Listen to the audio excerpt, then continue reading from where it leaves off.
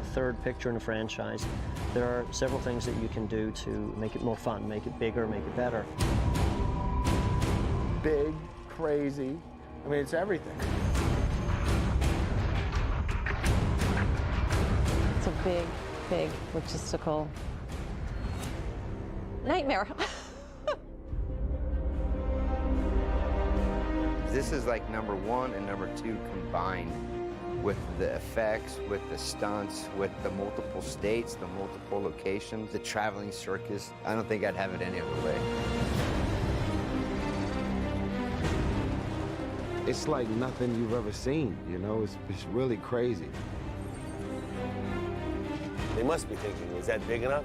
Maybe that's not big enough. We gotta go bigger. We gotta think bigger. I've never been challenged like this in my life, and I can't honestly say that I think I ever would have been had I continued going the way I was. Everything's much better in this movie. It feels magical.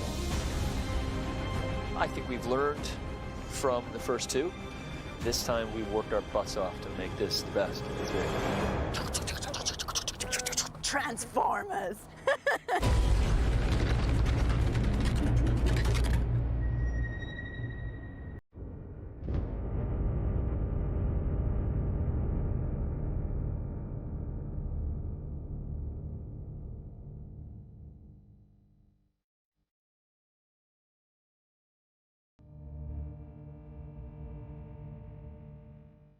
I think the reaction to the second movie played a large part in the development of the third movie.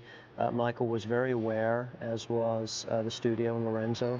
Everyone was aware that the reaction to number 2 was not as favorable as it had been to number 1. The second movie was just sort of like a lot of second movies. It's an introduction of new characters. You know, how do we keep this exciting? How do we keep the discovery? New people, new faces.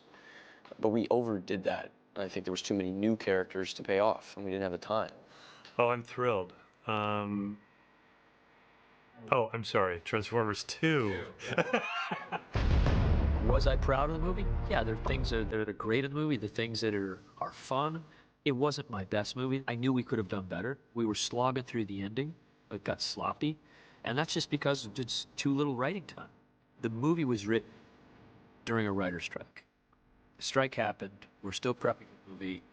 And I said, we're already into this. It's not the best way. This is totally not the way to do a movie. I would never recommend it again. But we're going to get this movie going, hell or high water. Some of the flaws in it can be traced to the guild strike and not having enough time to really develop a story that might get to a deeper character level. But I think that movie came out of criticism of the first that, wow, these robots are so amazing, and what you can do with the effects are so amazing. We wanted to see so much more of that. And so I think the design of Revenge of the Fallen became about spectacle first, as opposed to starting with a stronger narrative through line and finding the action scenes that would fit that. You know, it was a yeoman's effort, I guess, for being under the circumstances. Michael wasn't sure that he wanted to make a third movie. He wasn't sure, certainly, that he wanted to jump into it right away. Michael first thought he'd take a break between Transformers 2 and Transformers 3. Go off, do a little movie or something. But he realized that you might lose some of your key crew. And Michael Bay is a very loyal person, above and beyond everything, which is pretty cool. And once he has a team assembled, he's got people he's worked with for years. He loves working with the same people. I certainly enjoy working with him. And he realized we probably should roll into the next movie and keep all the same team so we know what we're doing and build upon what we already know. What we did first was design robots. Dozens of robots, literally. Some got facelifts, some got new weapons, some got new armaments. That was the priority. So the marching orders were get these robots together and get going. One of the nice things about the evolution of this franchise is that with each successive movie, we've had more liberty to create characters for the robots. On the second one, what we ended up doing was, venturing into more personality-driven robots and also into more unique anatomy. And on the third one, I'd say it probably just kind of continued along the same lines in that we've now transitioned fully into kind of a creature realm of organic motion and organic design, but still within our Transformers kind of mechanical language of materials and shapes and all that sort of stuff. And then I would say that on the third, we went even more into specific kind of characterization, personality explorations. You know, we'd done some of that on the second, but on the third it was even more so. I think we wanted to introduce some exciting new Autobot and Decepticon characters, but only a few, so that we really got to know them as characters, and they each got their moments to really register and make an impression.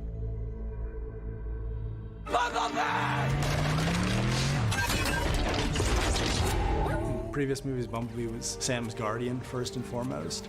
And in this movie, we felt like Bumblebee should graduate from that role. So we wanted Bumblebee to be one of the fighting ranks. He's gone from kind of up-and-coming member of the Autobots to a real leader of the Autobots. He had sort of cosmetic changes to the car that would then influence and show up in the robot in subtle ways. But, you know, as fundamentally his face and all the things that really make him identifiable haven't changed. The car was the same for the first two movies, and we just needed to freshen it, update it a little bit, use the newer model, incorporate a lot of GM's new ideas to get just a fresher, sharper car. In this movie, Optimus now has a trailer. It's a 53-foot Great Dane refrigerated trailer. It's just the most beautiful semi-trailer, if there was a beautiful semi-trailer, which turns into some type of flying apparatus. We had a power-up idea on the second one, you know, that when the SR-71 character dies, he sort of, or sacrifices himself, he takes on a lot of that guy's actual body matter, which if you think of it in literal human terms is kind of disgusting.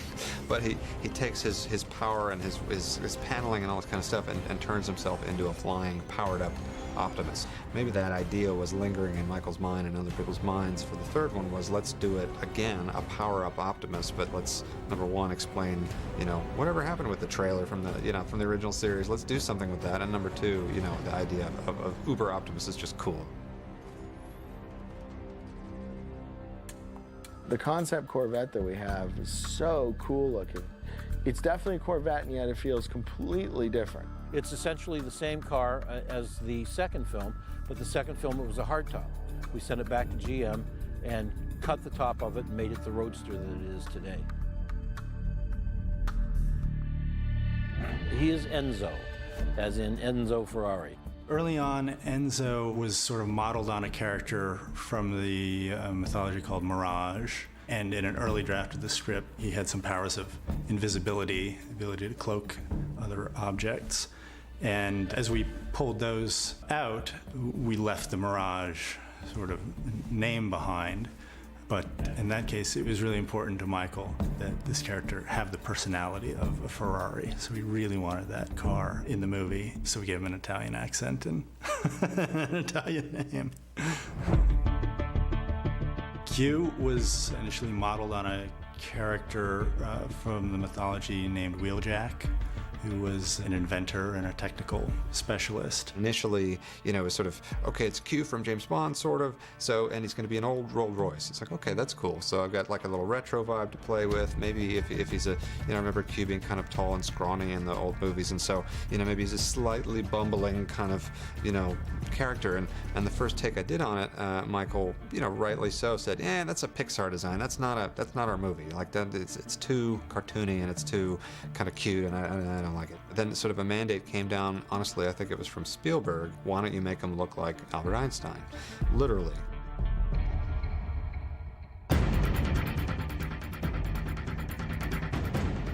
The Wreckers are 3 new vehicles.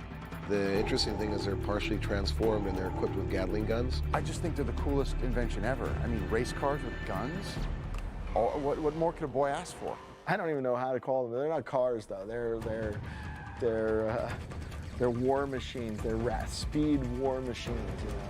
Combining sheer firepower and speed, how cool is that? In the mythology, they had a very mercenary personality to them and couldn't always be trusted, but ultimately would show up and get the job done.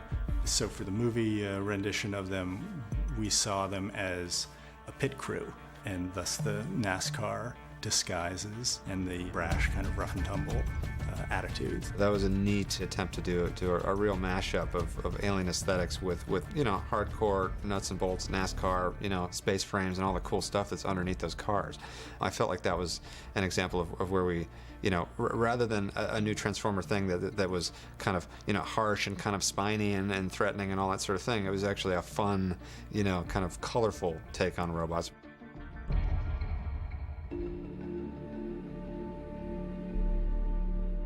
Megatron has fallen on horribly hard times in our movie, and it's almost sad to see the bad guy, laid so low as that. As much as he's a terrible guy, you almost hate to see him like that. We just wanted to make him kind of pathetic, ugly. That's why we had the sheet, the cloak with his ripped off face, trying to plan his sinister little plan. He's taken on a very earthy, organic kind of tone in terms of the truck vehicle and his venue when we see him in Africa and all that. So that was a new thing to explore.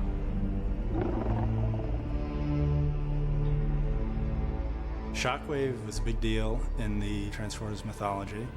He was a character who had remained on Cybertron for the Decepticons and was leading the battalions there.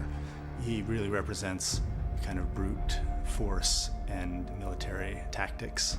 And what we wanted for the movie, and we chose Shockwave to represent it, was a character that as soon as he appeared on screen, you knew he was a fearsome foil for Optimus. When Michael and I first started discussing how to present Shockwave, I pitched in the notion of a steed or a mount, kind of a horse for Shockwave, as if he could enter with this chariot. And for story purposes, we needed something that would tunnel underground to reach this engine part in the Chernobyl sequence. So I pitched this driller idea as a snake or a worm, and it was fairly straightforward. It took us a while to figure out what the driller was exactly in relationship to Shockwave. I mean, it was clearly a vehicle, but at the same time, it's its own entity on some level, and the way that he drives it, is he sitting in a cockpit, or is he more like Spartacus on a chariot? There were different kinds of postures and relationships to him. I mean, at one point, it was almost as if is the driller a bunch of almost independent worm entities that he has lashed together with a kind of a saddle or a harness, if you will, and he's kind of riding them. Is he riding worms on some level? So that, ultimately it ended up being more like a cockpit, I would say, but there were still some visual elements that suggested kind of a riding-like sort of way of using your hands. What I pitched is basically a straightforward drilling snake, but of course in true Michael Bay fashion, once it went through his imagination and the artist at ILM, became this multi-tendrilled hydra of a huge thing the size of 3 city blocks. And the first time he showed me the visuals for that, I said, oh yeah, that'll work.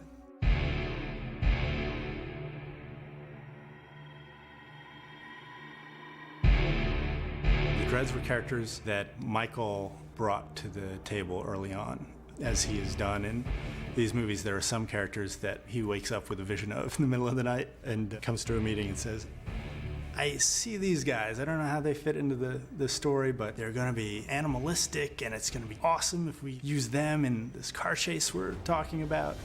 I just want these guys to be scary. Decepticons, usually they're flying, they're some kind of spaceships or jet fighters, but now they brought them into vehicle mode. And they don't exist in the Transformers mythology. That's a Michael Bay special.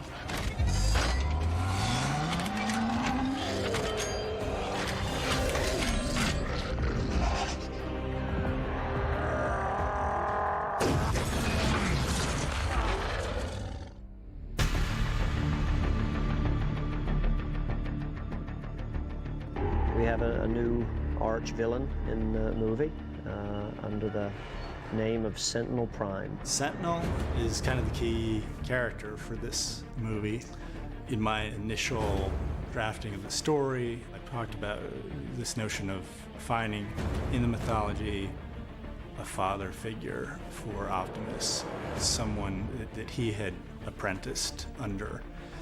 And there's not a lot about Sentinel Prime in the mythology, so I felt that it gave us a lot of license to take a character who existed in Transformers lore but do something new with him and do something surprising with him, and find an Autobot whose betrayal could really emotionally impact Optimus. I always wanted somewhere in the Transformers universe to do what I would consider a proper kind of Gundam, L-game, Japanese knight warrior kind of robot, because it's such a huge, great library of influences out there to choose from. I said, I know this is not going to fly. I'm just going to do it because I want to see how much of a, a slightly more traditional, cleaner design I can sneak in. And to my surprise, it actually went through. Ultimately, it had to be articulated into a more Transformery language, but the basic shapes and gestures ended up largely kind of as clean as I had originally sketched them. It got articulated with extra sort of negative spaces and lots of mechanical parts and all that, but fundamentally there's some large contiguous flat surfaces on him that you ordinarily would never have made the cut, and I was happily surprised to see that it did.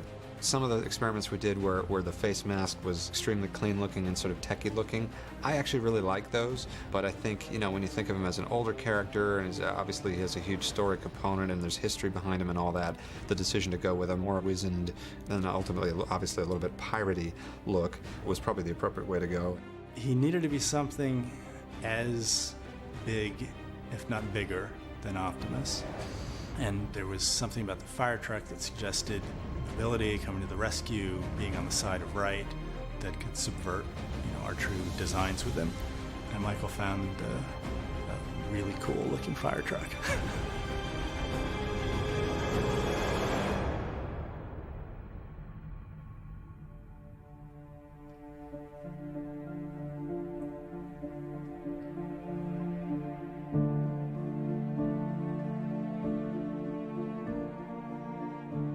I wrote the script all the way up until we started shooting for the Michaela Baines character, with the assumption that Megan Fox was going to play that part again.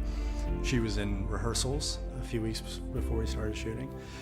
And then, for one reason or another, it just became clear that it wasn't going to work out. I had not seen Megan for about 8 months or so since Transformers 2, and when I saw her, she just didn't look like Michaela. It was just, I guess Hollywood sometimes has a way of casting a spell on women that they have to change their look, change how their appearance, I guess, to satisfy something. I'm not sure, but Megan's a stunningly beautiful woman, and we decided to go our own ways. I guess we were all hoping that the family didn't break up, but it did. And we just kind of had to pick up the pieces and keep going, It was difficult because we were a week away from shooting, and then we were a week into shooting, and we kept moving the Michaela stuff later and later. We decided basically right away that we weren't going to throw out the rest of the plot of the movie and come up with a new plot that involved a new female love interest for Sam, but that we would maintain the idea that he was going to experience this adventure with a girlfriend character, and it would just need to be a new girlfriend. Michael sent me a text message saying, you should really go to the audition for Transformers, and I assumed it would just be a small part in the movie, just a walk-on part. Rosie came in. I think it was 400 or 500 women that auditioned. And there was a spark about Rosie that I really liked, and she, said hello, good morning, thank you to the crew. My crew very much appreciated, so it was a breath of fresh air. A few more emails went back and forth from me and Michael, and I honestly thought he was joking. He was sort of like, you were good, and this movie might be coming your way. And I was like, yeah, whatever. And then there was a couple of phone calls, and then it was like, okay, this could be going somewhere. And still I was unaware of the of the part. With the audition, it was a serious audition. It was. She did multiple auditions in New York, and then we just put her with Shia, with the full crew, with the full set, and we put her through the paces. It's just not fair, I feel like I'm not working with the Autobots. I feel worthless. Well, getting a good job's hard for everyone, Don't go into that little dark place that you go to. I'm in a dark place. You are. Place that Hard you for go everyone. to. How many interviews did it take you? It took me one. That's what I mean. Well, You know, one of us has got to work. I would like to work. You would? Yeah. Well, then get off your ass and go get a job. I'm in the midst. I was at home on the weekend watching this test, and I asked my wife to come over and watch it. And her reaction was, I want to watch her more. And that's a chemistry thing. That's not an acting thing. You can teach a person to act. You can't teach a person that. You either have that or you don't have that. It's a magnetism, it's an energy, it's something that makes you go, I want to watch some more of that. And when you see somebody who's never acted and they can project that, you know you got something special. Michael called me the next day, and then it was like, okay, right, you're in. What it did do is it opened up some story possibilities that didn't exist with the Michaela character. Over the 2 movies, the Shia and Megan relationship had progressed quite far, and it was going to progress a little bit more if Megan had been in the movie. But the truth is, we got to restart in a way, and it brings a freshness and vitality that really serves the story and Shia's character and her character, and it's an unexpected thing that we've witnessed. I think it was Sidney Pollack who once said, it's great to watch people falling in love, but it's really boring when they're in love. And I never quite understood that quote until I saw this happen, which was, wow, there's a whole nother level of energy and excitement that has been brought to the project that is reminiscent of the first movie. I think that change is always good, and though it is hard to let go of the past and choices that have become familiar, that sometimes it's okay to do new things and to go down a different road. So, you know, we certainly all wish Megan well in her ongoing career. It was time for us at this time, you know, to have a new choice, and Rosie has stepped in extremely well and is also beautiful and fun, and I think that the audience will respond to her in the same way that they did in the first 2 movies with Megan.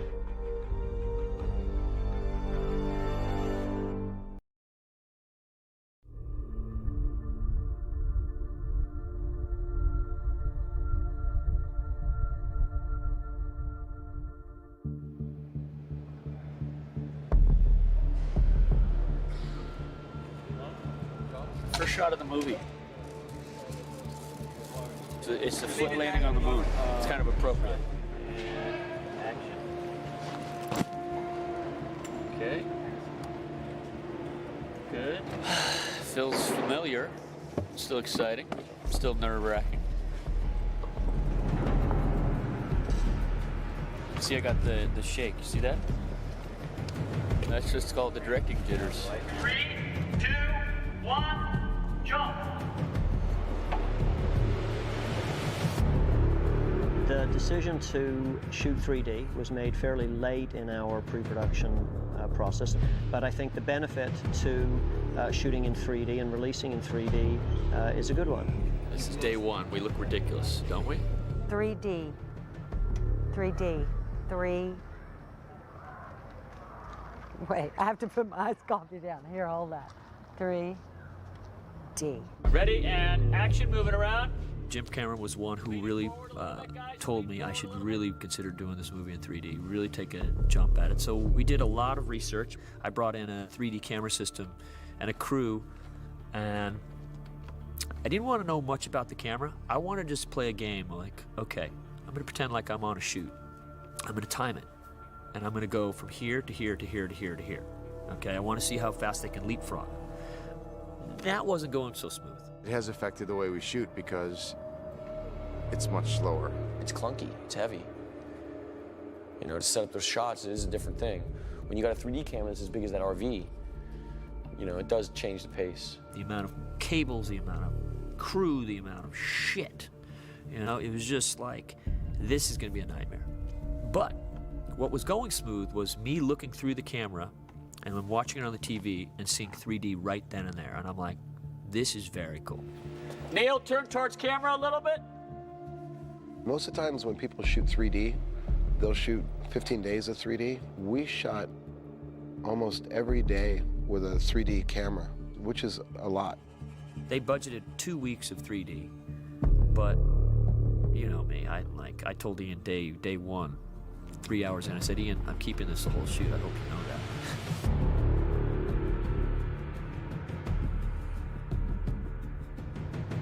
We put this camera through more paces than it's ever been put through in terms of the car rigs, the cable cams, and the craziness that we put this camera through. And learned a lot about it. It really helped the movie. It's a much different movie when you see it fully in 3D. I like it.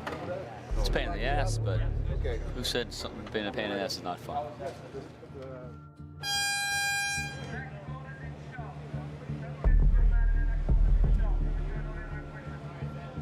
What you see in the background, Ta-da! it's part of a building that will, in the movie, will be falling over.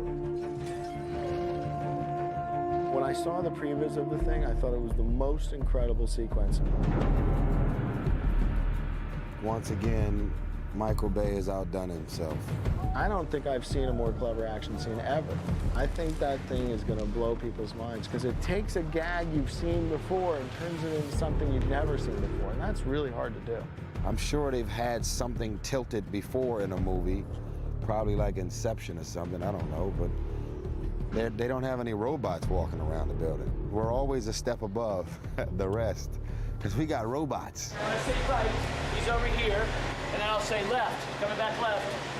And then I'll say real right, go back away over there. Run! Yeah, it's got it. Good job. All right, let's bring our thing down. We're done for the night.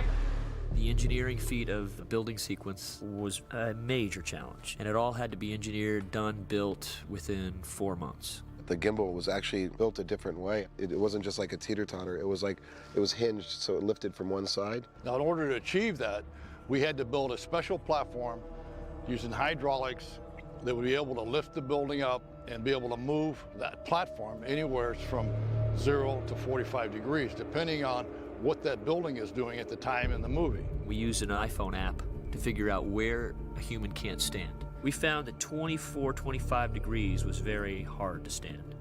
At 25, 26, 27, you slip, you're gone. You cannot stop. We're going to go from 0 to 27 degrees. I still think we need a little steeper. We should go 2 degrees, guys, for this shot. I think we should go 22. That platform is 1/3 of a football field. We put 5 or 6 different sets in it. We'd go away for a couple days, and the set dressers would come in and redress it for a different scene and for a different floor. We had the cafeteria, the lobby, and all the offices on the different floors. It took quite a few weeks of doing that. You been in there? No. It's a blind. You get in there, it's like the movie Inception. It was bizarre. You walked into it.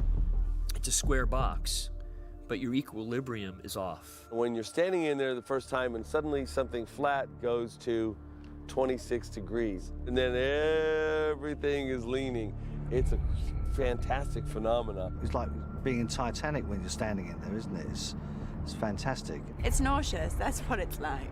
The tilted building was a nightmare. It's a very hard thing to work in 30 degrees, 20 degrees. It's not normal. Go! You. Come on, guys. Come on, Jack. Oh, this is going to be hard. Ready? And 3, 2, 1, action. When it was all the way up, you couldn't stand. You could crawl down it. If you stood up, you're going. The interior stuff was rough. Rosie went right into the action stuff, the most intense part of the action stuff. I really enjoyed the physical aspect of this film. I'm quite a physical person. I love that I got to do that. It was good. It's like being at the fun fair.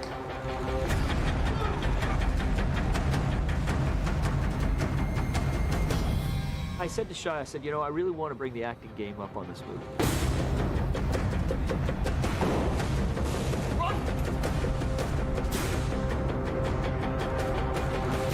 This is the Michael Bay acting class.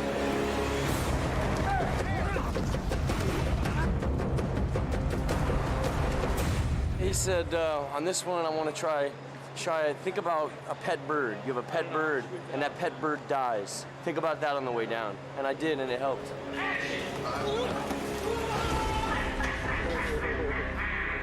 Thank you, Michael Bay. Thank you. Where will we be? Where will we be? Once we're done with it in this phase, it becomes the exterior of a building, which becomes what we call the glass slide.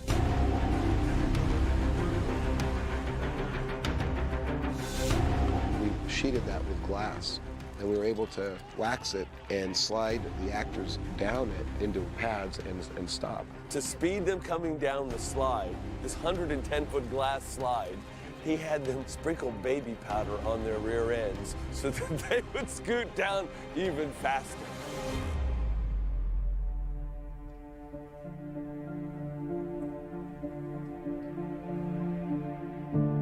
I find Detroit to be, in many ways, a very beautiful city, but an incredibly melancholy city because of the history that's here that is no longer here. There's a great deal of sadness.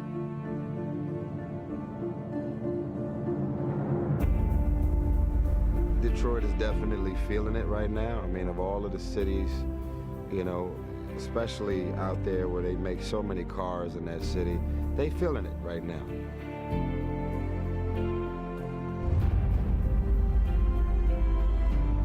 The Packard is an empty industrial facility, and obviously the train station is an abandoned train station that's defunct, not used anymore, because it was built on the outskirts of Detroit in the anticipation that Detroit was going to grow and eventually get to the train station, but it never did. Pretty much all these buildings are derelict, and we have to make them habitable and safe. Detroit allows you a lot of that stuff. It's got a lot of destruction there. It's just, it's very dilapidated. It's sad. It's very sad, you know. You got one of it was a jewel of a city in America. It's just kind of, it's fighting to stay relevant. Sadly, there's a lot of urban blight here, which of course makes for great film locations. I mean, the art department did an amazing job. They turned the look of decay into a look of post-battle.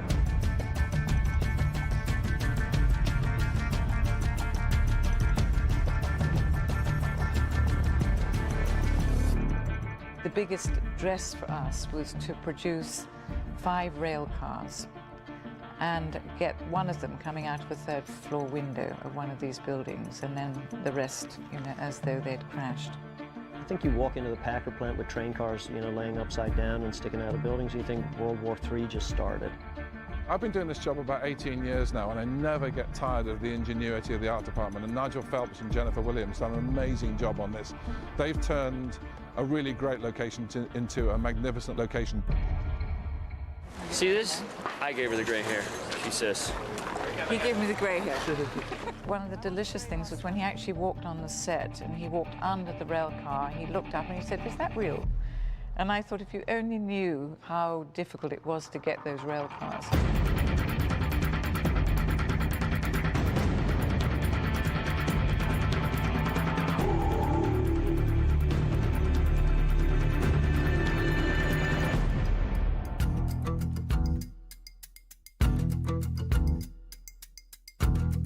We're at the GM Heritage Collection, which is one of every car that GM's ever made. Amazing, isn't it? Car heaven.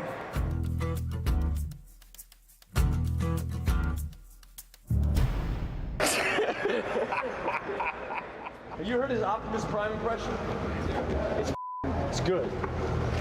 Just give him that top line. I got you. This is solid. This is really solid. Give him the top line. Things just got a lot worse. We have no weapons that can match shockwaves.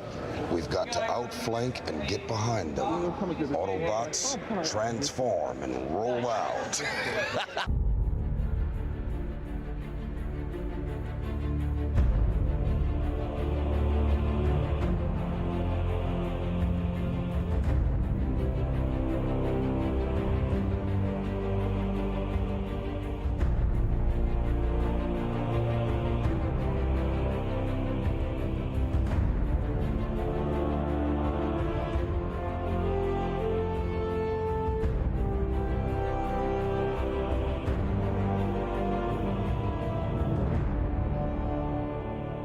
Going to shoot on Pennsylvania Avenue, and there's the Capitol in the background. And the logistics of working in Washington, D.C. are so challenging because of all the different permitting process you have to go through and all the different governing bodies.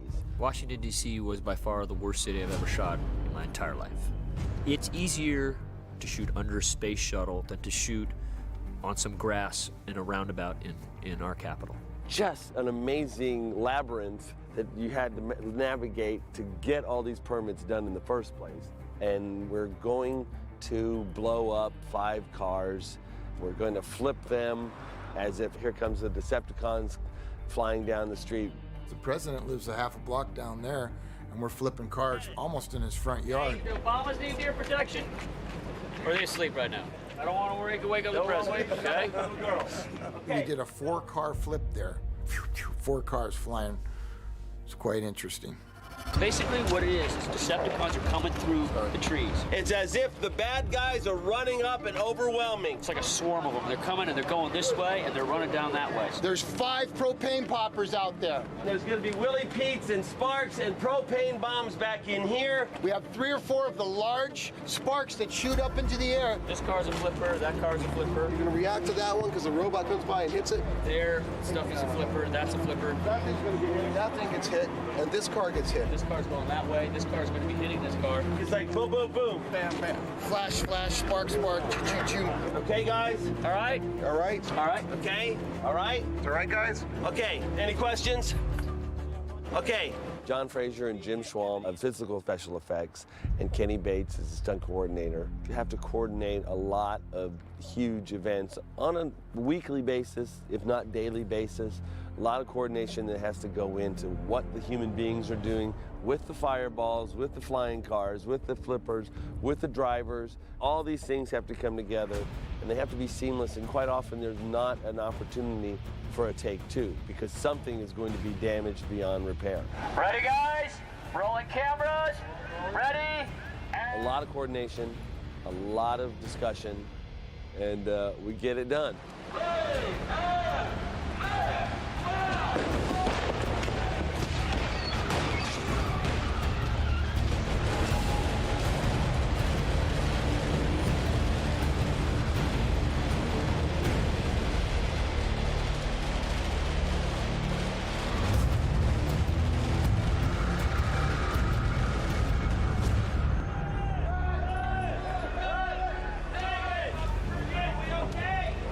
We were told you can't really shoot the Lincoln Memorial, but we got it.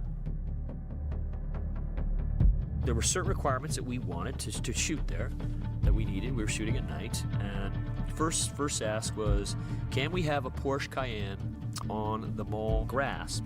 And there's a ranger there, and she said no. Okay. Then we said, well, we need to light the memorial.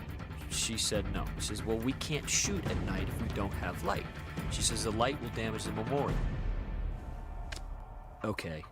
So then I wanted to shoot in the memorial, and I understand that they don't close a memorial, and I'm willing to work with. But when I went in there, I did a little ploy. I sent Josh out, and we did a distraction down below. So all the crowd funneled out, went down, surrounded around. Josh was giving autographs, taking pictures, whatnot, while we were in there by ourselves with Lincoln shooting. We needed to take photographs 360 so that we could digitally map the entire Lincoln Memorial. She said, no, there are no tripods allowed in the memorial. Okay, but the tripod weighs like less than 2 pounds. It's a 35mm camera. No, you can't have a tripod. Okay, Casey, my AD, brilliant suggestion. He goes, okay, what if we take our shoes off and you put the tripod leg in each shoe? She's like, tired, 3 o'clock. Okay. Check! Back to work! That Maybach is like a $1.7 million car. I heard $1.5 million and I heard $1.6 million. 1.3, $1.4 million convertible car. One of a kind. Although I heard there were 2 of them in the world. There are only 3 or 4 of them in existence currently. And then at some point it became one of a kind. I don't know, it's just sort of ridiculous.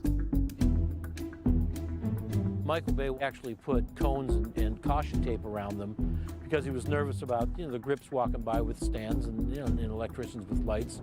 And so he cordoned the car off until it was actually going to be shot. Watch out, Mike. Yes, sir. Belt around this car. I'm not getting near it. Very expensive car. Copy that. $1,600,000. I don't like those seats by it. Okay. I'm not going near it. All right, thanks. You want this on someone's lap? Which, you got to respect him because he's so much into cars that he really presses the point that, we got to cover the seats, we got to cover the carpets, we can't mess up the car. So he's a little irate if anything does get messed up, because he really, you know, he likes cars. And we did have one minor setback.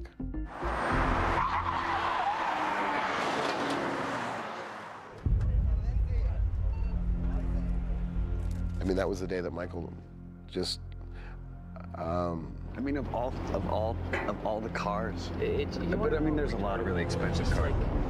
You know, I looked at that driver when I saw him, and I'm like, that guy looks familiar. Oh, that's the guy who just does falls. You're not a driver. Huh. But you know what? I held my tongue and said, no, he must be a driver. He must. Hey, Steve, he good? must. No one will be so stupid. So when we lose like $500,000 in a day, I eat a Big Mac, basically. That's what I do.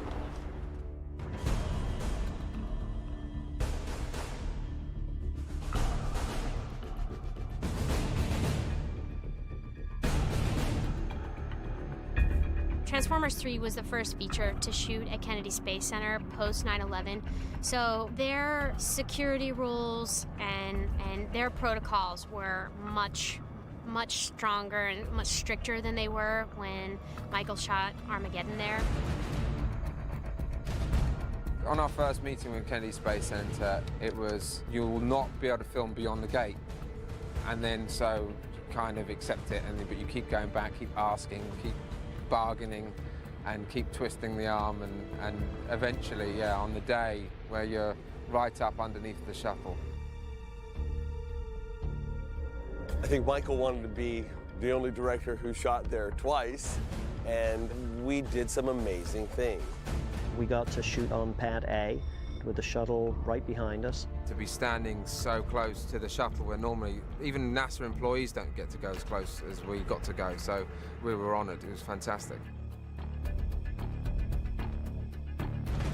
The other great thing about the shuttle is that the day before we started shooting, the whole gantry system had to open up for some maintenance, and which revealed the shuttle in its absolute glory. And it wasn't scheduled, it wasn't planned, and we were just lucky. It's serendipity. I don't know what you call it. How does it all work out? That they had to keep the doors closed an extra day, so when we were going down there to shoot, instead of it being enveloped by this big superstructure, the doors were open and revealing the Discovery on the platform. I mean, it was unbelievable. Well, it's a special day because it's opened up. You know, when we were doing Armageddon, it's usually closed, not as cool looking. Mike likes to portray this very masculine character all the time. And sometimes when we have to do emotion, I need a different guy. I need the sensitive bae. So for me, those scenes get difficult. If it's MOS or something, then that's great for me because then I can kind of play my music. There was one time where we're underneath a space shuttle in NASA, but what we're filming is I'm losing my best friend who's now leaving me, and I may never see him again, and he's leaving because I threw him under the bus, essentially, which is a big deal, you know, and Sam's conflicted. And I was like, you know, Mike, I need to play this song, which was a song by a person called Feist, which is a woman who sings, so it's feminine, right? Mike's not having it. And I play my song, we do the first take, he's like, no, not gonna happen. And he takes my iPod out and he puts in his iPod. And now he puts his orchestral, symphonic, you know, march up the hill music. And I'm like, man, this isn't it for me. The marching up the hill music, it's not what I need right now. I need this is what I need. He didn't want the orchestra music that would be appropriate for the scene in the movie. You know, I'm looking at the whole picture here, and Shia's got a very kind of harder-edged music. It wouldn't work for me to judge the scene with something so counterintuitive to what would be in the scene. That music would just take me out of watching his performance. But he kept harping me about the music choice. And I was like, Mike, the whole reason we have the iPod speaker out here is so that I can work myself up while you sit behind the camera and devise the shot. This is what I need right now, Mike. And I know it's weird and strange, and we got into it and it became like an explosive, one of our worst fights ever underneath a spaceship, which is pretty silly. I mean, we made up right like 2 days later, but I mean, me and Mike wrestle. That's our relationship. We get in there and wrestle.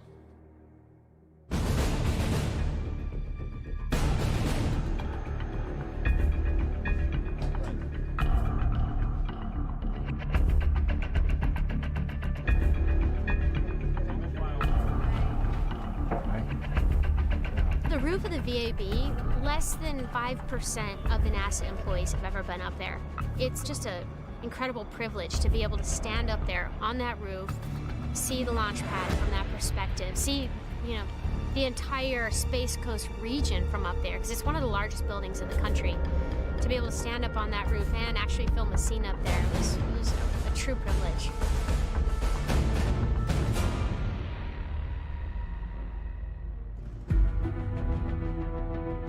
The SSPF is the space station processing facility. So they pack all the clothes, the food, the research materials, everything that goes up to the space station. So those folks are working in bunny suits. And here we come with the film crew, and our guys had to wipe down the cable. I've never seen cleaner cable than the cable we had inside the SSPF. Because if you were to get some bacteria from some cable that we had laying in an alley in the city of Chicago, I mean, those people's lives are at stake, so they can't have any bacteria or anything go wrong up there.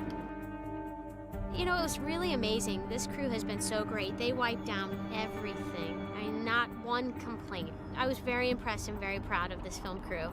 Michael has a top-notch, world-class crew. He readily admits that.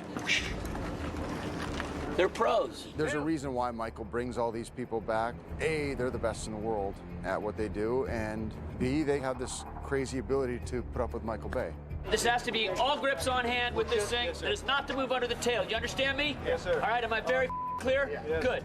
He has to be General Patton. It's the only way to get these movies done is to have that mentality. I don't think you could be a sensitive, sweet guy and get all the cogs moving. You couldn't. Working with Michael is tough. Working with Michael Bay it's not a picnic. Working with Michael Bay is difficult because when you arrive to the set, as soon as my feet hit the cement, I mean, I'm off and running, and we don't stop till we wrap. He's not someone who's sort of interested in contemplating or reflecting or, let's just say, goofing around. This pace, I love it. Michael may not be the most punctual person on the planet. I'll say that much, okay?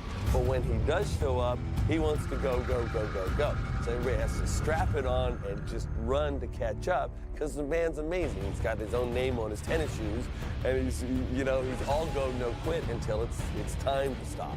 Or I guess as Michael's tennis shoes says, boom! Bam! I can't see it. No, that's the commercial. That's the Nike working commercial. Here we go. Ready? Ready? Go one more time. Ready, Mike? 1, 2, 3. Boom! Bam!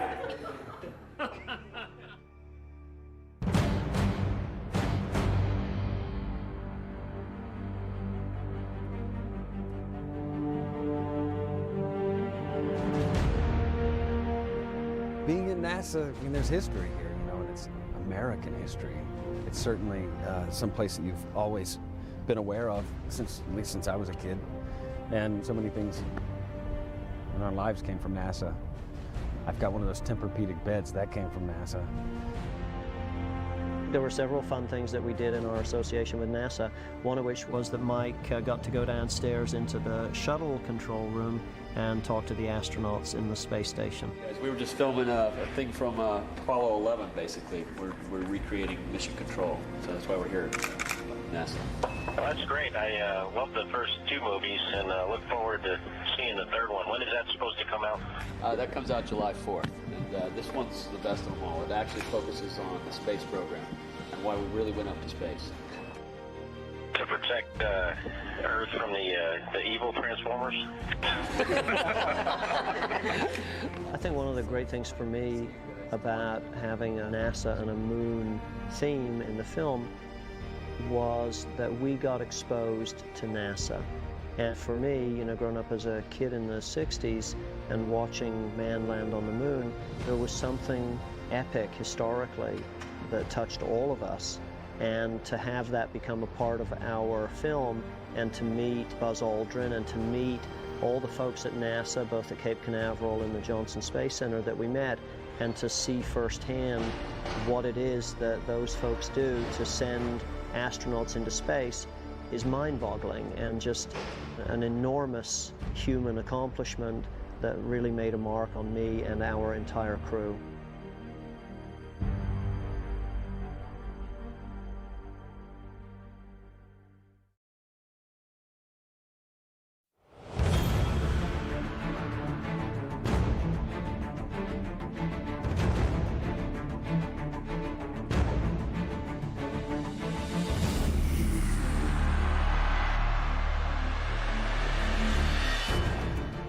Once we got to Chicago, every day was big.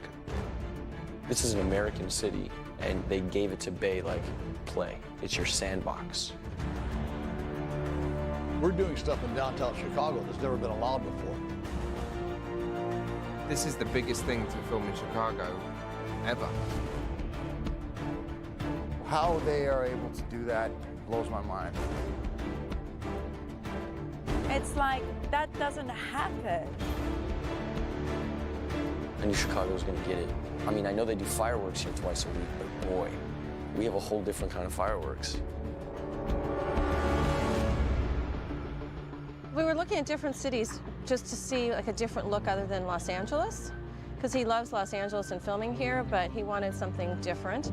So I think when he saw Chicago, and it's a pretty spectacular looking city, so once he saw it, he was like, oh, this is it. Chicago was the most amazing city in terms of what they gave us, the amount of access, the amount of closures. Michigan Avenue is a street that they said they've only closed twice in the history of Michigan Avenue. They closed the bridge, once for Oprah Winfrey and once for me. We shut Chicago down for a good month and a half. 6 weeks we were in Chicago, and we didn't leave anything unturned, really. We did Chicago.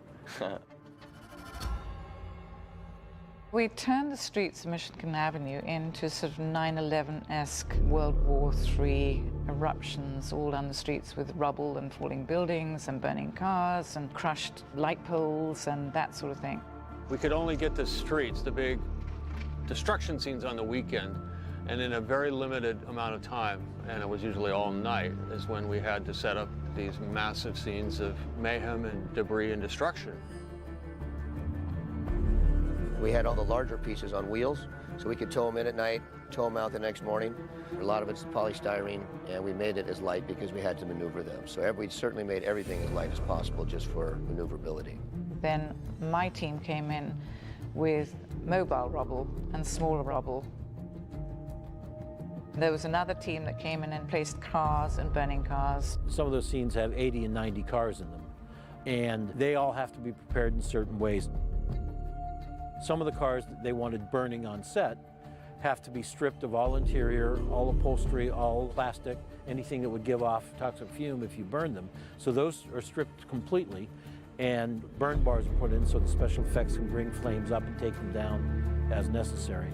Anything that's going to be flipped over, we have to pull motors, transmissions, gas tanks, so you can burn them without any danger. Other cars would be wrecked on scene. 3, 2, 1, and go!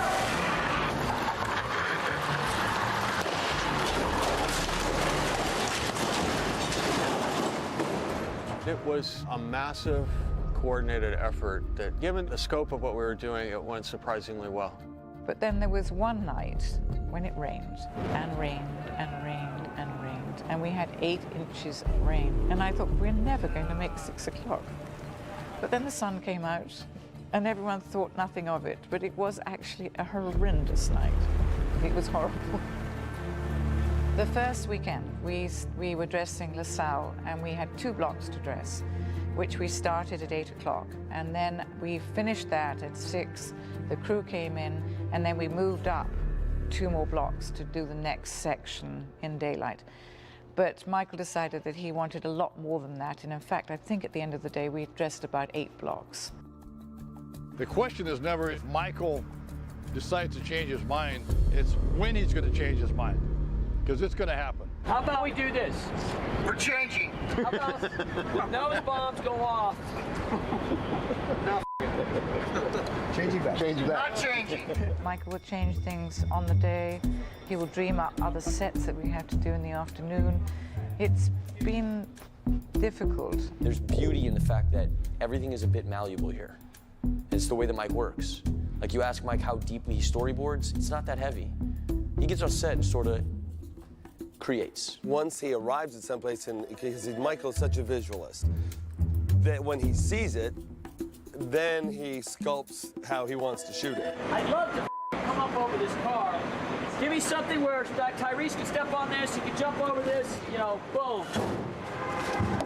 This is slippery here, so we got to be careful here, all right, guys? And we should move this up a little bit, okay, guys? Okay. Not many directors have the confidence to not prepare the way Mike does. He's super prepared, but not in to a T way. Michael's always improvising. He's always adding things. You know, he'd come in on the day and be very inspired by this or that. And wow, all of a sudden, you know, we're turning left when we thought we were going right. Why is your timing so different on these two cars? I think this event should go together. Anything you want, but that's what you gave me. Well, they should go together. Well, I gave it to you wrong, Jim. I don't care. I just go and plug it. All right. But we got to tell everybody. I know, so let's figure it out. He prepares enough to be able to have a malleable environment on set. And that's why this crew is incredible, is they need to adapt to whatever Mike's thinking when he's on set. Art department, right here. Help us out, man. I think what I'd like to do is push in. Move all this shit, guys. Give me some fires by this truck right here. Give me some stuff, right? Clear all those other cars, put them on the other side so optics could rip around so fast. We just came up with a little motto, and our motto was ATT, ATT. That's all the toys all the time, because we never knew what we were going to shoot. I mean, we have technocranes here every day, regardless of if we're doing hand inserts or not, because Mike might want to do a hand insert through the roof of the building.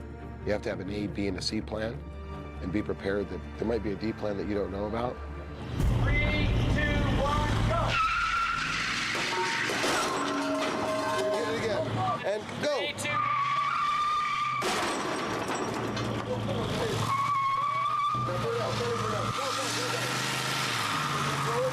Okay, stop. No. one more time, hit it. Get ready. Time. Hit it again. Gonna hit it on this one, guys. Go.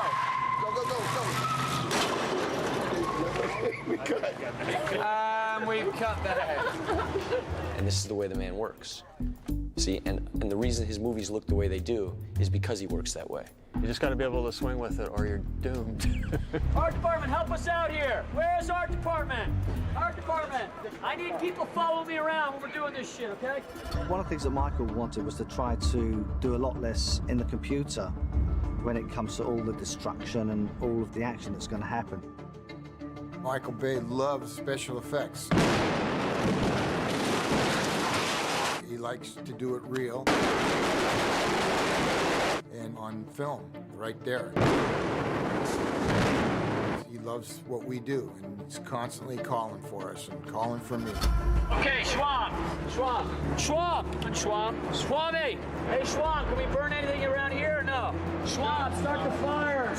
Hey, Schwab, I want to see you start rigging that over here right now. Swami, let's talk about the cues. When we first got there, we had 2 or 3 cases of 3F, black powder, which we wrap our own bombs and make it up.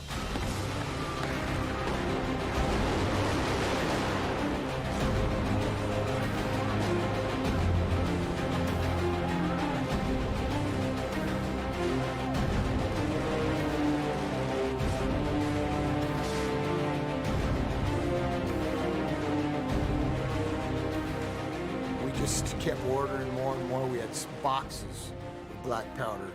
We went through so much powder on that movie, we were worried about running out again.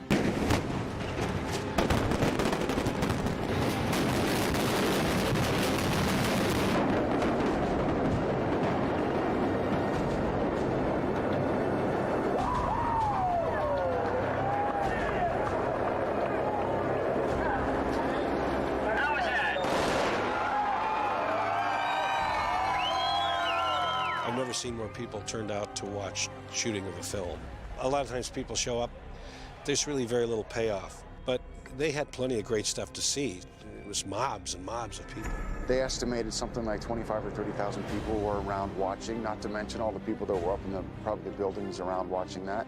I thought it would be a nightmare, but what we did, Gabriella, the publicist, took our actors in a golf cart blocks away to the fans, because it looked like Universal Studios there. Every day you would show up, it was like being a rock star.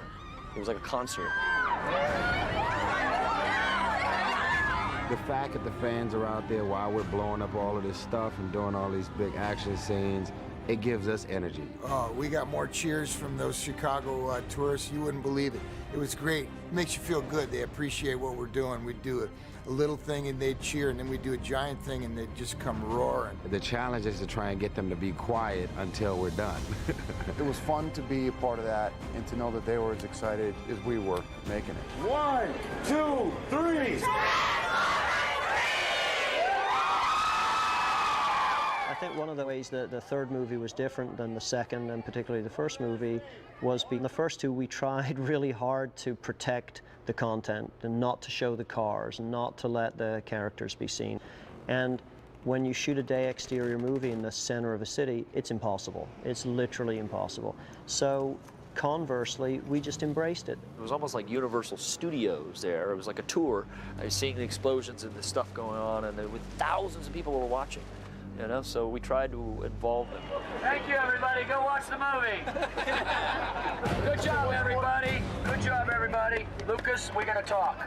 I loved being in Chicago. I thought our crew and cast had a really good time there because, you know, it's a big city, there's lots going on there, and I think everybody sort of reveled in the moment that we had of making that size film in a major metropolitan city.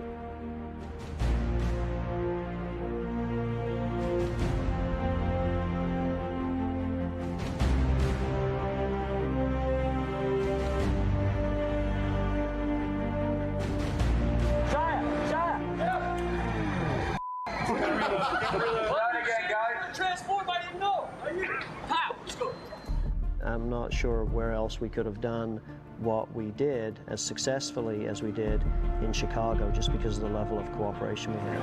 Mayor Daley, I'm sorry. We're gonna clean it up, I promise. You gotta stay here. You gotta be here for the next 15 minutes. It's great stuff. Thank you. Here we go. And 1, 2, 3, 4, 5.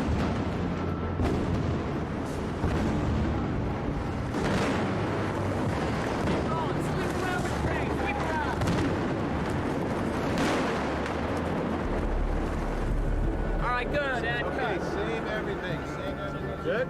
Yeah, I think it was good, huh? I think that the reason that they did allow us to do a lot of the stuff was because of our reputation, you know, that we do care, and that we're not just a bunch of cowboys coming in blowing up their city. The thing that was really cool was we shot a scene on South Street at the Board of Trades for 5 city blocks, and the next day you never know we were there. It was really a great experience, and we can't thank the Chicago Police Department enough, and the fire department and everyone in Chicago, the people as well, for all the support of the film. It was just such a great experience, and we look forward to going back.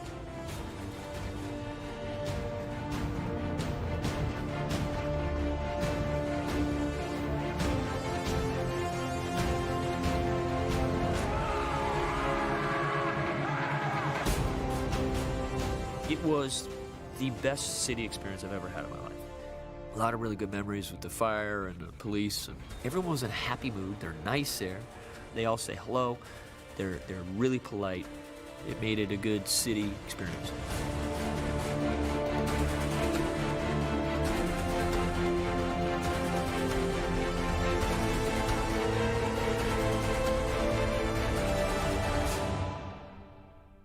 They don't get much more beautiful than this, do they?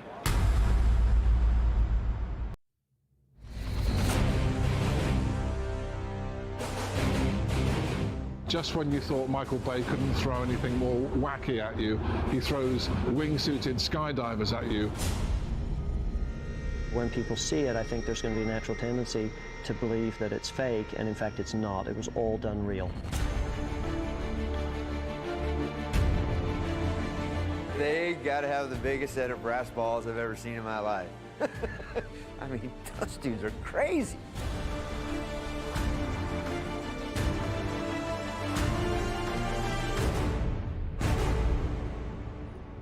I mean, it's really crazy. I saw in 60 Minutes the Birdman with J.T. Holmes jumping off like Norway cliffs or something like that. Michael saw J.T. Holmes and Julien Boulet, and it was a piece on these guys, what they do. They jump off of mountains in these wingsuits, and they look like flying squirrels. So he saw that, and he said, I want that in the movie. I literally called Ian Bryce. I said, Ian, find those guys wherever they are, get them in the office. I want to put them in this movie. To my surprise, the phone rang, and it was Ian Bryce, and he spoke humbly about a movie project and told me what it was, and I was like, sweet. I'm in. J.T. Holmes was our main person. He was coordinating that unit, and he got a team of 4 other guys together, one of them being a cameraman. He was really the perfect person because he is very skilled at this type of thing. Yet at the same time, he's very calm. Like, he will say no. And he knew that he needed to pick a team of people that obviously were skilled, but also weren't daredevils. And 3 of the guys are on the Red Bull team, and they fly together all the time. And then he and Julian had flown a lot together, who was our cameraman. My first meeting was I just sat there with Michael, and we talked about possibilities, and basically it was like, well, there's not that much to talk about until we choose a city and go there and find some lines.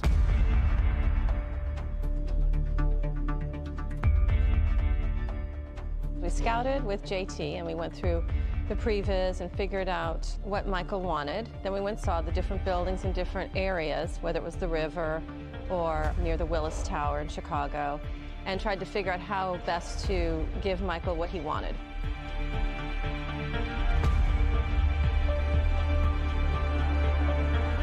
This is like Disneyland for us, eh? Yeah, if you really think like Euro Disney and Disney combined. We are going around from building to building asking whether we can do things like base jump off their building, because all of the shots that have been storyboarded can't be done by jumps from helicopters. So we've got to use a number of buildings like the Trump Tower, Hancock Tower, and maybe the Sears Tower to achieve some of these shots, because they'll be very useful sort of jumping platforms. And we've also been looking at a bunch of other tall buildings as camera platforms from which to show these skydivers whizzing past at improbable speeds. Oh my God. It came down to 4 locations, 2 base jumps, one in wingsuits off the Sears Tower, which is now called the Willis Tower, and then a regular base jump off the Trump Tower, and then other wingsuit jumps out of helicopters along the river and through other buildings in the city. The reason we're doing 2 different types of jumps is because Trump Tower, if you jumped off there with a wingsuit, it's just not that high. You wouldn't get that much flying out of it. We're able to get more moments of usable footage, more flying in the urban terrain if we jump out of the helicopter. So the helicopter is a huge advantage. At the same time, it's a variable, so it makes it a little trickier in some ways for engaging the line and telling people where we're going to be. If we're standing on the Sears Tower, we can tell all the camera operators, we're going to be standing shoulder to shoulder right there, for sure, 100%. And they can get framed in and dialed. So it makes it easy for them. Plus, base jumping is kind of the purest form of our sport, and we like to jump off of things.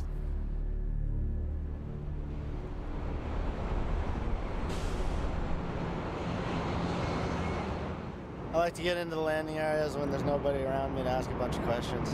Just kind of take it all in. Okay, what if I open here? What am I going to do? Where am I going to go? I can make a diagonal entrance into this parking lot. It's open. If I overshoot the parking lot, there's a street that's still good to go. A line here that works. Watch out for the fence. The film company might have thought that these guys were a little crazy, when in reality they are the most level-headed, intelligent. Every thought, every variable is processed and talked about. It's definitely not kids jumping off of buildings. We plan what we're going to do and we stick to the plan. And I can say no. And when I chose the guys, I only would choose people that I know would say no. People that can put their ego in check and just say, look, I know there's hundreds of thousands of dollars invested in this morning of work, and sorry, it's not going to happen. That's really important.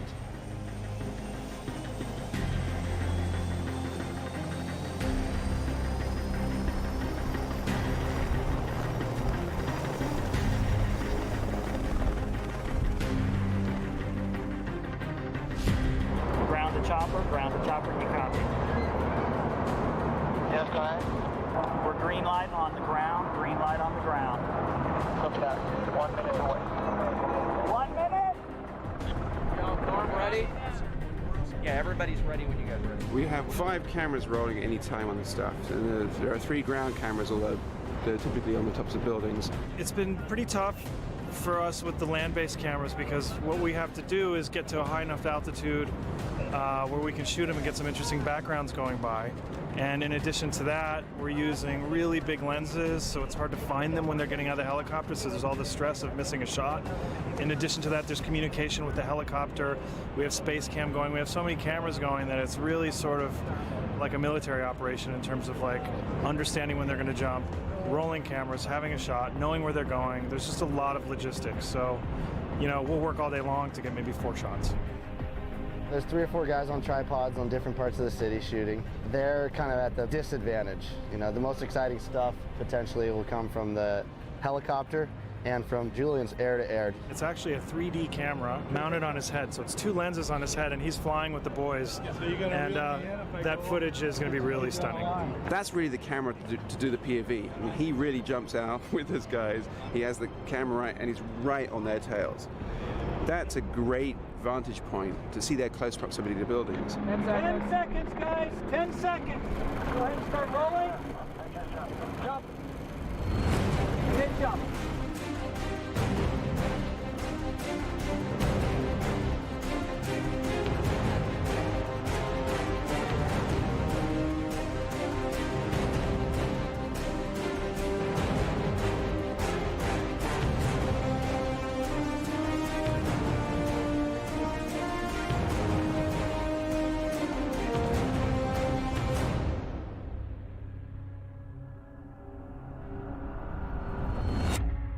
How'd it go? That was awesome. That's sweet. Coming around that corner, it swings you out pretty wide, but that's a pretty cool building right there and pretty nice river. This is fun. We're doing a really strange form of skydiving where we get out really low. We get out at about 1,800 feet, and we're pulling at 400 feet, you know, even sometimes a little bit less.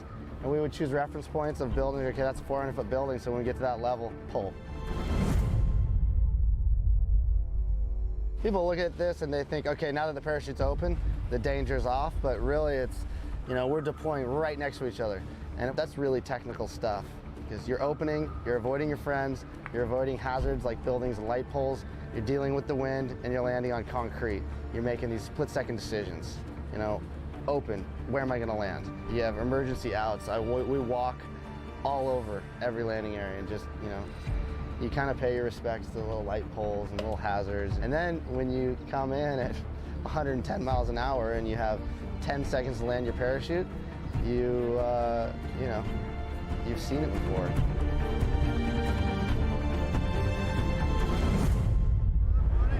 Morning, great, fantastic, ready to jump off this building. The concept of base jumping off tall buildings is always a sensitive one for those tall buildings and the people who own them and manage them. I mean, to get to the top of these buildings, Willis Tower, the security, there's just no way. Here, we were spoiled. I mean, we're putting our wingsuits on in the lobby of the Willis Tower, getting in the elevator, being escorted, pressing the 106th floor all the way to the top, climb up some stairs, go out to a custom-made platform, and bail off at your leisure. You know, we had all day to session the Willis Tower. That's huge. To put all this stuff together and be able to do this and the permissions and everything, it's a big deal to get this type of stuff. Logistically, it's a pretty big deal. There's a lot of elements to coordinate. You have to coordinate lock-offs with the police department. We've got a lot of production assistants who are helping us coordinate people, so when the helicopter is flying over the area where they're jumping, that is cordoned off so it's safe. You know, we follow all the strict FAA regulations. Cameras on 2 separate buildings. There's all kinds of stuff going on. It's beautiful chaos. Being on the top there on the corner jump, you know, that takes a lot of emotional strength to gather the courage and jump there. It's just really visually overwhelming. They're very quiet before they do a jump. They're very serious. When they do their jump, their mental focus is off the charts. What it is when you're focused is you're analyzing what is making you scared. You know, what is it? Is it the line of flight I'm worried about? Is it not being able to fly far enough to not be able to reach the landing zone? Is it the wind conditions? And if you go through like, okay, those 8 things that I'm concerned about that are making me scared, and each one of them is not actually bothering you enough to say no. Each one of them is like, no, actually that's within my abilities. And you go through each one objectively and think, all right, you know, this goes, goes, I got this. All right, we're giving 30-second warning. We're giving 30-second warning. So let's just harness that fear and turn it into focus, and just now you focus on the task at hand. All this stuff's within our skill set, but you gotta perform at least okay. 10 seconds, 10 seconds. This is not a gimme. This was pretty advanced skill level stuff for us. 5, 3, 2, 1, go.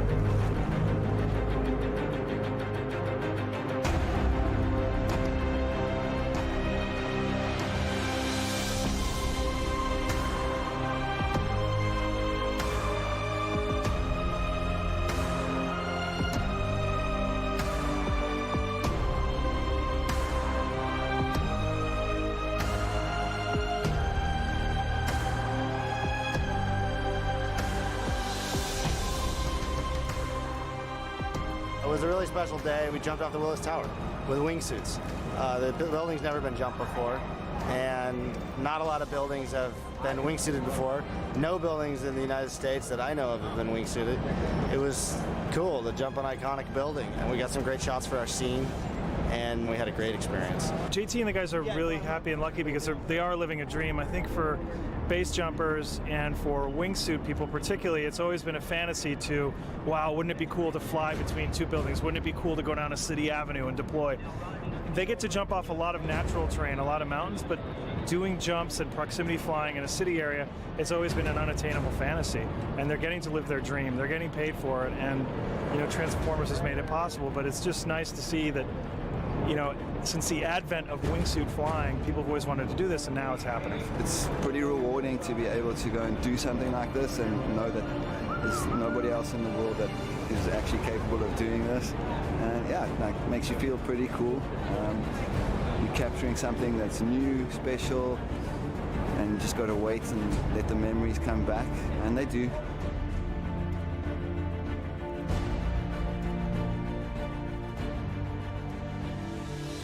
I always thought I was going to be relieved once it was over because there's stress and there's anticipation and nerves. It's a bit of a nerves roller coaster. But yesterday when we made our last jump flying wingsuits through the city, I was like, my heart sank. I was really bummed. It's like if it's Christmas and you're, 6 years old, you wake up the next day and Christmas is over, and it feels like an eternity before there'll be another Christmas. And there may never be another Christmas for us. And it just felt just like that. You just like, oh, it's over. Like, it was rad, but it's over. And, you just hope you get another taste of it sometime. They could have done this whole thing fake, and it would have looked good, but not real. And I think Michael Bay's movies are rad because he has real action. And when you see stuff and you say, holy cow, well, that did just happen. Somebody, like me, just went out there and did something rad for a camera. It's cool that Michael has that attitude and he places value on that. And he went and spent, $500,000 to, get all this stuff green lighted and to put every damn cop on the street corner, ensuring safety and the safety of the city, and, paying location fees, and all because he wants it to be real. He wants real action. And, thank you.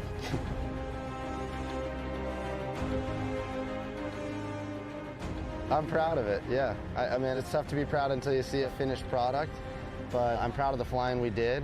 I'm proud of myself because I grew a lot as a flyer and earned the trust of the whole Red Bull Air Force. They're the best flyers in the world. It was cool to come to the city and stomp some lines and kind of make your little artistic impression on the city, and I'll never look at Chicago the same again. So looking forward to see Matt Butler and Michael Bay put their touch on the sequence. It was really cool to have Matt come out to the skydive zones that we went to, and he and I had a beer yesterday and he was excited. He was like, I am confident. I'm gonna be able to, take this and add the special effects and make buildings blow up and collapse behind you. And he has what he needs to do his job. So that means we've done our job.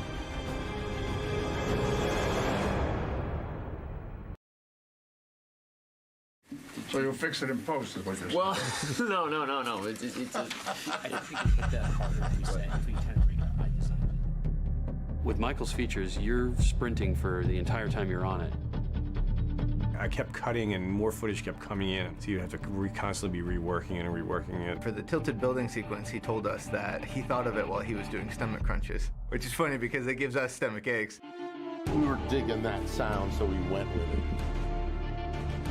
Often what you hear is not what you'd expect it actually is. What's wrong? You know you've made it in this business when Michael Bay is sitting with you and you're rushing to get something done because Steven Spielberg is 2 minutes away and he's coming in any second to look at your cut. I think that's good. Joel had been on the second movie. Roger had been on the first 2 movies. And Billy, this was his first time. We just hit it hard very quickly, going into complicated scenes and trying to build sections so that we can start feeding the beast, which is the effects pipeline. Whatever scenes come in, we just take them and start working on it. And we show them to Michael, and then he looks at them, gives us notes, and he may send it to another editor, or he may keep the same editor on it for a while. But the reason why Michael likes more editors is to get a fresh eye on the sequences. Like, he'll give the same sequence to 2 editors, and he'll take, oh, that part's pretty good in that sequence, that part's pretty good in that sequence, let's mix them up, let's look at it again. He had me and Joel cut the same scene at the same time, and it took about 4 or 5 days to cut it because there was so much footage. Instead of one brain working on it, you've got, 3 brains. He uses our editorial perspective the best way he can. So, do you guys do anything different here with the... In editorial, you immerse yourself to the point sometimes where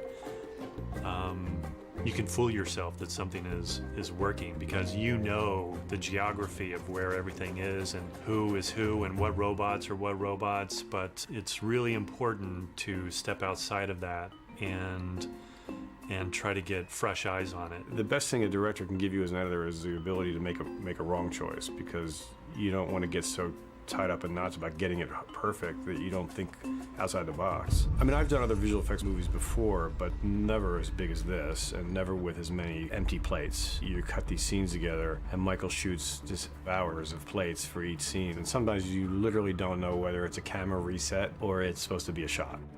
I work together with Digital Domain, cutting sequences together.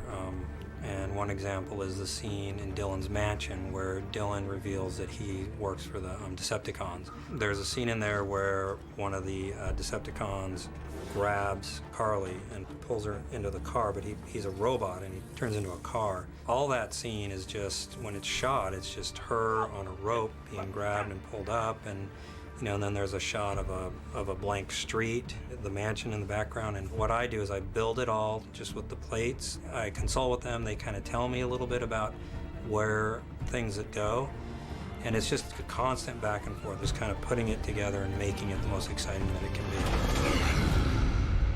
Roll 3D. Rolling. When people said Transformers 3 in 3D, everyone thought, oh my God, that's the movie I want to see.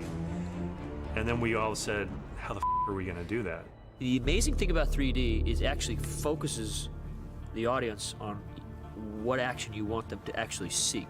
It does change the cutting pattern a lot. 3D is very bad when you do this. It strobes. It's got a lot of problems there. I'd slow down my style. I did a lot of master shots. You kind of have to hold shots a little bit longer. There's a lot to look at. Not only the kinetic imagery that Michael shoots, but it's the kinetic energy of the animation within the frame. As editors, we're cutting lengths of shots, but we've got a whole, company or two of visual effects artists who are editing within the frame. And it's all that editing within the frame that makes pulling off the 3D really challenging. Just because we lock down a shot length doesn't mean the work is done. All we're doing is saying, we want this shot from here to here. ILM, go to it. We like the human performances in the shot. And then once they start working on the robot animation, there is a process where that animation is temp, and then it gets finer and finer until it's locked. It's a lot to figure out. There's a lot of scenes everybody's going to be talking about. The bat suits is a huge sequence. I mean, that's amazing. The Birdman dailies are just sick. I mean, it's insane what these guys are doing. I'll never forget, in looking at the dailies, some of the scariest stuff for me is these shots when they jumped both out of helicopters and off the top of some of the tallest buildings in Chicago. And they had these cameras looking off the face of the building where these guys wearing these helmet cams would peer over the edge, and that gave you this perspective shift. It just made your stomach churn, and it was really fun to cut that stuff. I remember the very first test screening, there was a kid, because you got to take that scene out. This was when it was a rough cut. I'm like, why? He says, you can't do that. I said, well, let me just tell you, all but 2 of those shots are real. Michael does not like to lean on CG any more than he has to. Even though we're talking about a Transformers movie with 60-foot tall robots running around, the magic of these movies is that it's all meant to be photoreal. And so anytime we can avoid creating something in the computer, Mike is going to want to do that. Those guys are real, man. And when they're flying around inside Chicago, especially the helmet cam stuff, really gives you the sense of being up there, and seeing it in 3D is pretty mind-blowing. It looks sick. I've skydived before, but this is nothing. I mean, what I've done is stupid. You know, one thing that we joke about, Roger and Billy and I, is when you work on a movie, usually there's about 4 money sequences, and this movie's got 12. I'm not kidding you, it's huge. All right, let's go. In a lot of ways, as effects artists, you couldn't ask for more than Michael Bay. Well, I respect him, and he is brilliant. It's exhausting. He's always thinking a few steps ahead, because you'll be doing animation, and we're all thinking animation, and he'll be like, well, we're going to get light kicks over here, and I can do a sound cue over for that, and then he's kind of thought the shot through further than you have, because you're just like, you know, blinders on, animation. He has a fantastic eye. He sees stuff so quickly. I think his pacing is different to most people. You pull up a shot and he looks at it and he'll be like, that's soft. And you're like, how does he do that? He's my pain in the ass, but he's a effing genius. Review sessions with Michael are very interesting because you never quite know what you're going to get. The transmissions would go every day, and it's laborious. It's just shot by shot, pixel by pixel, light, you know. He's looking at the shot, and he's in there maybe biting on his shirt, and you're like, what's he thinking? And he's not saying anything. Then, okay, that's as close as you're going to get to, looks great, guys. So, boom, next shot, you bring it up. Next shot comes up, he's looking at it, and one word you don't want to hear is the G word. Guys, like, oh, God, here we go. And if it's one guys, you're okay. It's terrible looking, guys. Guys, I don't like all the blue. We can deal with that, you know. Then it's guys, like, and your head just keeps going down with every guys. It's just like, you get the 21 guys salute, and you're back to blocking. Guys. Is that what I do? He's really great about interacting with the artists, and they love it as well. What are those little things coming by, like fireflies? Little bugs. I love them. Give that guy, that woman, $25. This is beautiful. Who is that? Wayne, I'll pay you back. Just give the money, all right? Simon Twain.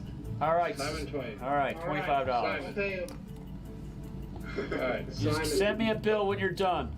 That's good. It goes too long here, but... Shit's a very descriptive word. They understand all different iterations of it. That's bullshit, you know, it's just some more shit. Shit. Just adds a little more shit to it. I don't give a shit. I have a very good rapport with the ILM guys, you know? So we've known each other for so long. We're firing on all cylinders right now. This is a finely honed team. He's great with really pushing the realism of the characters. We don't like fake CG. I love how you did the gun. The gun has really come a long way. It looks amazingly real. Do we want to do some skidding stuff? Let's talk about that. Smoke.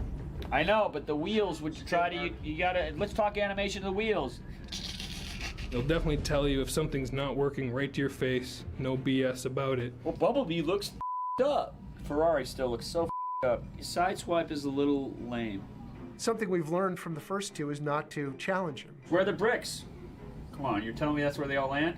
I don't think we turned any off. Am I missing something? He remembers it all, and it's kind of insane. I know on the plate we can see him sooner than that. His hair, didn't you have like a different look of his hair? Don't we have to make it go all the way up? Not yet, not in this shot. Ah, yeah, gotcha, okay, all right. Just testing you. You passed. Yeah. I give them a lot of creative freedom. Show me. DD did exactly that.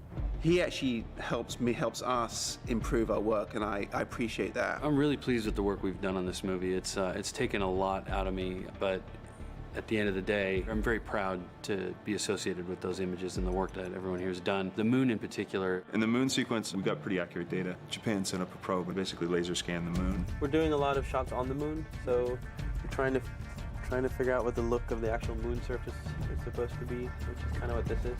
How to take it from kind of more of a gray shaded, low-res model of the moon surface to try and apply like a look that actually works. We start out 6 gravity, moon silt, and robots and such. As these ships pull themselves out of the moon's crust and all the silt that's around them and break things free, we get to have that elegant ballet of motion that we're not used to down on Earth.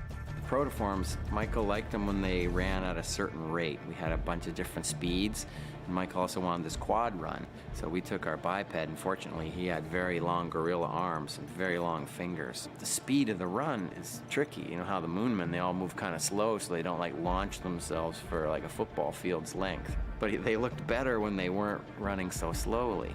We like had to work that out so that the speed was good looking, but not so fake. So the whole Cybertron being pulled through space to the Earth, I think originally we were forming a lattice that kind of formed the planet of Cybertron. So we started working in that direction. Early on, there's this beam that's kind of feeding the pillars with energy, and the pillars themselves here are kind of projecting some energy, and then we're transforming everything into we're actually like materializing the planet out of it. But then the further we got into this, then Michael Bay didn't seem to really like the idea of materializing the planet. And that's kind of when we got the change of direction from, I think, when he had a meeting with Spielberg and we got these awesome drawings. Steven Spielberg came over to Michael and did a drawing on a piece of paper. It's very scribbly, but Morton kept it. So I think the idea was, instead of materializing the planet, there was some kind of portal in space that the planet was being pulled through. So he really wanted to show the ring, the interface where the planet is kind of either materializing or being pulled through. So you can clearly feel that it's being transported from a different dimension or a different place. This is an early concept frame of kind of showing a little bit more of a orange kind of glowy portal. This is the first shot where the planet is actually starting to pull through. So the effects team started coming up with all these like solar flare looking things. We still had some energy feeding, a beam feeding the energy of the portal. So there's kind of energy traveling across. It's kind of neat. We've done little phones and little kitchen appliances, and that stuff was great, but we've been wanting to get our hands on big giant robots ever since this thing started. Getting a chance to work on big giant robots walking around just blasting people with extreme prejudice was very therapeutic. And it's amazing. It's a whole different mindset, different animation style. You don't really appreciate it till you have to go ahead and do them, right? How much work Island puts into them. The good thing about them is they're just more impressive, right? I mean, as soon as you put them up there and they're towering over everyone and shadowing people, and you're like, they're awesome. I mean, that's why everyone wants to do Transformers. The bad boy on this one was Driller. And in many ways, Driller was even harder than Devastator. We had just finished Transformers 2. We built Devastator. Most complicated thing we'd ever done. We were pretty sure Michael had broken us with that one. And when we started this movie, we went down to the art department. We were looking through the robots, okay, Optimus is getting a few upgrades, great, Bumblebee's getting a few. And we get to this piece of art, and it's like spanning, 3 boards. It's this massive, massive, massive complex robot. A big worm. Octopus, snake, Cuisinart. 3 football fields long. Turning and rotating. And one of the hardest things for an animator to do is animate tentacles. This thing is just a huge tentacle with tentacles coming off of it. And the tentacles don't just slither and move, but they're also spinning. He's got just thousands and thousands and thousands of parts. On the scale of probably 8 Optimus Primes. Optimus Prime had about 17,000 pieces. He's so complicated that it just takes a massive amount of patience and computer power to get the scenes with him done. It took us several months to actually get something functioning where animators had control over how to pose it, how to put the whole package together. We've managed to make kind of different resolutions of him. The high is extremely slow to work with. It crashed my machine earlier today. We had to have all of their machines upgraded to the latest, greatest state-of-the-art 64 gigs of memory. I think average home computers have between 2 and 4 gigs. The most computing power they've ever had to do for any shots ever at Lucasfilm. So already we're barely able to animate and render this character because he's such a difficult asset. And then we get to the sequence where, okay, now he needs to be crushing a building. Getting Driller to interact with it at every stage is just an enormous feat. The skyscraper in this movie is as much a character as anything. We started modeling the building while we were still shooting. It's a big, involved, complex model that has to perform in a lot of ways. It breaks in the middle. Pieces of it break out. Driller tears through it. When you look at the events happening in a shot like this, a lot of it was the individual artist going in and saying, okay, these floors are getting squeezed here in the middle, so I'm gonna crush those up, and then that would then, for the next artist, drive their glass simulation. The physical dynamics involved with something like that are incredibly complex, both from the modeling standpoint, and then we get into rigid simulations with the computers running simulations based on force and gravity to make all that glass pour out and all that concrete pour out. And the sides bowing out and flexing. And then the last step is all the debris and the paper, concrete, glass. Construction, that was just an enormous undertaking on itself. Well, this gives you a few examples, too, of the different layers that go into here. You see bits of rebar and bits of concrete. Here's a couch that falls. And we have libraries of things like couches and rebar and concrete. Window blinds. And the people working on these shots can pull from those libraries. It really is a layer cake of items to put together. If you were to sit down and read the script and go, how are you gonna do that? You know, and then seeing the way it is in the film, it's just like, man, we did it. No, I can't believe it, but there it is, and it looks pretty cool. It's a struggle for us to find the characters in these cold bits of metal. With the case of Sentinel Prime, Michael had always latched on to Sean Connery. He had a beard. We modeled him with sort of one eyebrow lifted up like this. He was sort of meant to seem regal. He's even got like a little tassel thing kind of hanging down and the big shoulder epaulets. He's kind of this ultimate badass warrior who's also sort of an older general type. Well, Leonard Nimoy, he married Susan Bay, who's a cousin of mine. I finally got the kahunas up to email him. I said, Leonard, I'm just wondering if you would ever be interested to be a voice character in Transformers. And I've got this great role. It's a pivotal role in this movie. Would you be interested? And he's like, I'd love to. I'm glad to be back. I was on the very first movie. And it was great. With the voice sessions, what we do is we kind of get a bunch of it. Yeah. Do you know what I'm saying? And then we put it in, and then we'll come back and we'll touch up certain lines. Okay. You know what I'm saying? Yeah, So it okay. kind of works All pretty. right. Well, let's just attack some stuff and see what it sounds like. Okay. He sort of, gave us this great old man performance. It was a really gravelly voice, and he really talked. Yeah, it was great. We couldn't have been happier when we started hearing some of the voiceovers coming in for us to be able to animate to. Always the bravest of us, Optimus. But you could never make the hard decisions. Our planet will survive. It was really a lot of fun to animate to. Our animators had a great time. We watched the ADR session of Leonard Nimoy to see how he uses his mouth when he speaks. So we have those up on our monitor while we're animating Sentinel Prime character. I am no longer your teacher, Optimus. You are mine. Did they tell you how they broke the Pro Tools? Apparently, it only goes to 32,000 fades, and we had one reel with 32,000 fades, and it locked up. The software that we work in is called Pro Tools. And for the first time ever, I found that we couldn't create any more fade files. They had to call the engineers that invented it, and they realized they broke it. They never went to 32,000 fades. Never imagined. Never imagined. Never imagined. Why would you ever need to go beyond 32,000 fades in one reel. On reel 7 of this movie, which happens to be the reel with the tilted building, the skyscraper coming down, all of that action, we maxed out the technology on that reel. We couldn't add one more track. I mean, and this is a system that is so powerful, yet we maxed it out. It took Transformers 3 to tell us that there was a maximum limit. That's an absolute And first. we've all done big movies and never heard of that before. The most important thing for us to do is, with our sounds, tell the story. We wanted to elevate the picture and create this alchemy between what you see and what you hear that brings the experience to another level. That's a great sound. One of the beautiful things about sound work is that it really helps to ground the pictures, especially in a big visual effects film. Michael gave us a ton of creative freedom. He wanted us to keep things very specific, not have a lot of flab on the track, but that said, he let us go.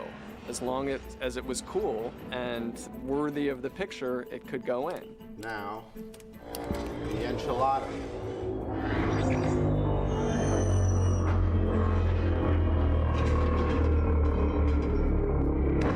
So that mothership coming down is an elephant vocal as he's diving down. If anybody out there wants to make a mothership crashing sound. Can't find a better sound team. What I love about them is they create so many sounds. They try to do things so different. In the very beginning of the process, we started recording sounds, collecting sounds. A lot of sounds we didn't even know what they would be used for, but they were just good sounds. If you just keep an open mind to sort of what's out there in the world, you can make some happy sort of discoveries. For all of these movies, I've had a lot of fun recording sounds in my kitchen. For the first movie, the sound of frenzy was the sound of my kitchen cabinet squeaking and chopped up, to sound like a little vocal. In the second movie, some of the sounds of jet fire were my broiler door on my stove creaking for his old rusty joints and parts. And on the third movie, I got to use my fridge. My fridge has a great, when you kind of let it just go, it's got a great groaning sound. And mic'd really closely and then slowed down a little bit and enhanced a little bit. That became the big sound for the building leaning down as it's crashing. Yeah. And that's a baboon. When we recorded this baboon, the baboon trainer told us, well, when you're recording, take your keys out of your pocket and just put it on the ground and pretend like you don't see what I'm about to do. And so I'm there under my headphones with my microphone, I've put my keys on the ground, and the trainer sneaks up behind me and steals the keys and runs off. So now the baboon is looking at me and looking at the trainer who's run off with my keys, and he starts flipping out. He's upset by the injustice of my keys getting stolen. So that's when he starts vocalizing and really emotional kind of, he's trying to let me know that my keys had just gotten stolen. So that sound of him trying to warn me, that emotional vocal, became the sound for the driller as he's tearing through Chicago and destroying the city. The driller is really one of my favorites in all the series. There was a big party here, and the caterers dumped this block of ice on the ground outside of our cutting rooms. And we went outside, saw it, it was kind of melting, and we started sliding it around on the pavement. And it was making this guttural kind of sound that almost sounded animalistic. And something we totally weren't planning, but it just happened to be an awesome sound that became the main element for the driller's body sliding.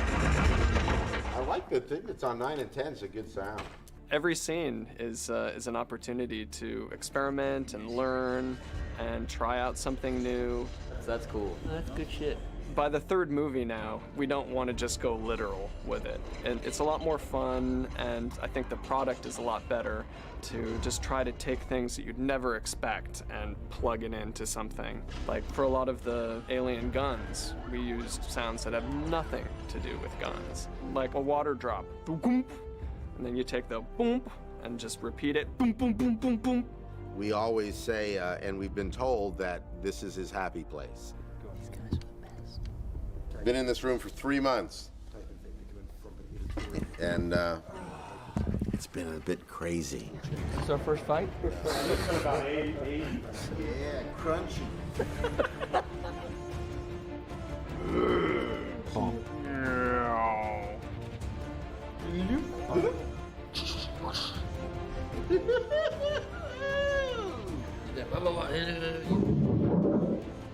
Lovely. Do you know what I'm saying?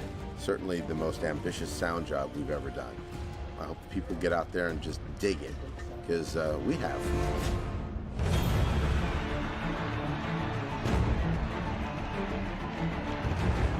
We're in Russia. This is the biggest premiere in the history of the world.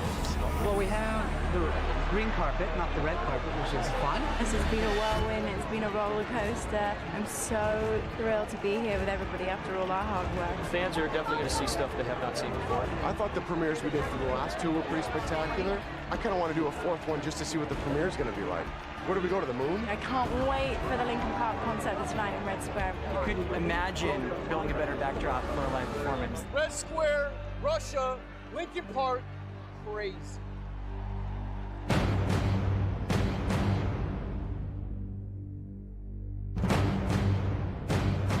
I am very proud of Transformers, including all the things that I've ever said bad about Transformers, because I think that those things needed to be said so that we could be the Transformers 3 that we became, honestly. And it is the best movie we've made.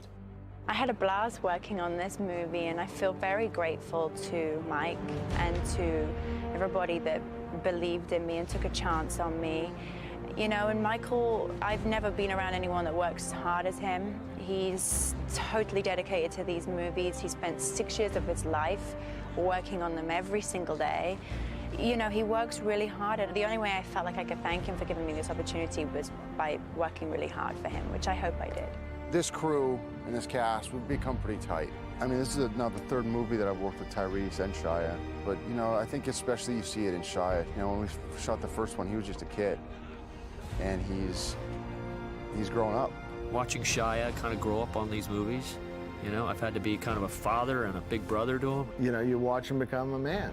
You know, I know that sounds kind of trite, but that's the truth. He was a teenager, and now he's a man. He's a great actor, and, you know, I think the world will get it. I've worked with a great crew. We were really a well-oiled machine. It was kind of like a big, gigantic Transformer family, and they've worked their hearts out on this one, and it really shows.